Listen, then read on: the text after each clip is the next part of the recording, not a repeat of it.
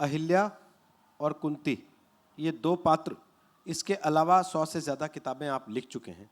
कौन से ऐसे पात्र हैं जो आप वर्तमान समय में समाज में ज़्यादा मौजूद पाते हैं, जिनको आपको लगता है कि असल में ये है, सामने ही है मेरे, इसलिए मुझे मजबूरन इसको लेके आना पड़ा निकाल के कहीं किस्से कहानी में से पुराने?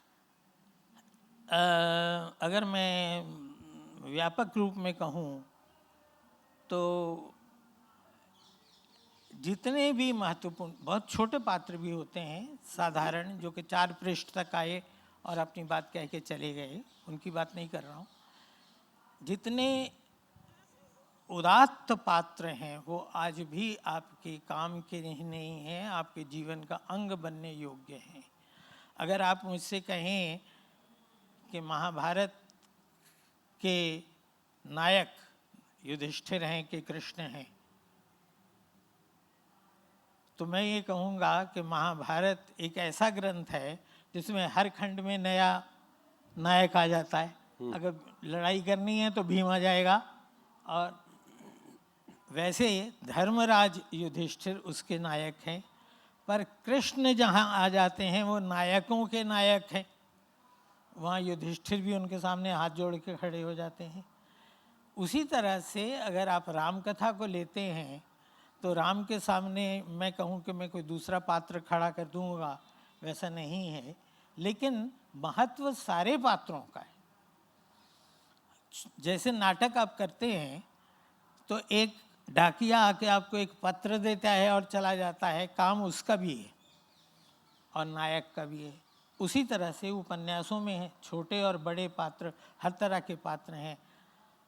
आप किस दृष्टि से क्या किसको महत्वपूर्ण मानते हैं, उस दृष्टि से वो पात्र आपके लिए महत्वपूर्ण हो जाता है। मैं जिस समय लिख रहा हूँ, जिस पात्र के विषय में लिख रहा हूँ, मैं उस समय उसी में डूबा हूँ, वही पात्र मेरे लिए सबसे महत्वपूर्ण है। लेकिन जब मैं उससे निकल आता हूँ तो दूसरे पात्र में चला जाता हूँ।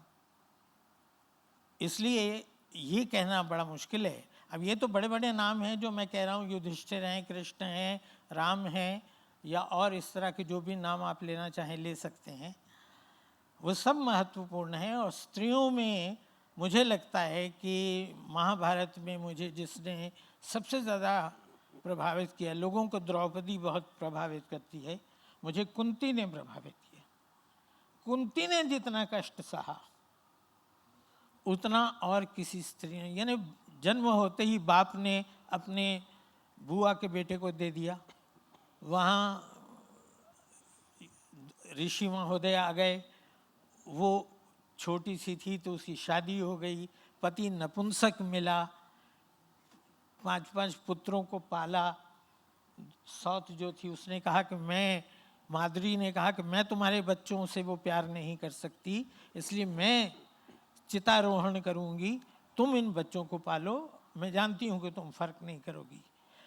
ये जब पुत्र उसके वनवास के लिए गए हैं तो हस्तिनापुर में रही, अपने शत्रु के घर में, दुर्योधन के घर में, उसको याद दिलाने के लिए कि तुमने मेरे बेटों के साथ ये किया है, मैं चली गई तो तुम भूल जाओगे।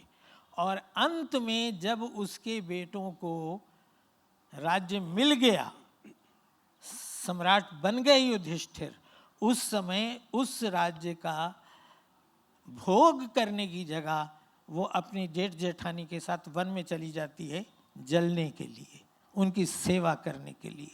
तो ये तो मैं मोटे तौर पर बता रहा हूँ, और अगर आप सूक्ष्मता से जाएं तो देखें तो कुंती ने कष्ट ही कष्ट सहा है, और उतनी जिसको हम कहें कि क्या कहूँ शब्द, आप उसको अटपटा न माने तो इतना पुरुषार्थ, इतना पुरुषत्व शायद युधिष्ठिर में भी नहीं था, जिसको वो बार बार कहती है कि शत्रुओं को प्रसन्न करने वाला पुत्र मत बन, जा युद्ध कर ताकि तेरी माँ प्रसन्न हो सके।